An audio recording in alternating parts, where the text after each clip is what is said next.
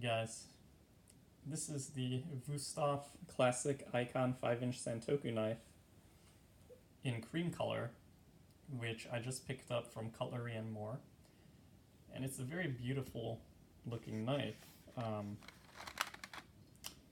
Extremely sharp, just very light, great ergonomic feel.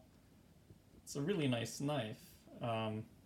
Unfortunately, this particular knife has an issue.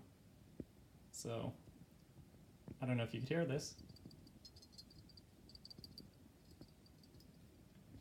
You know, if you're gonna do any kind of chopping or you shake it,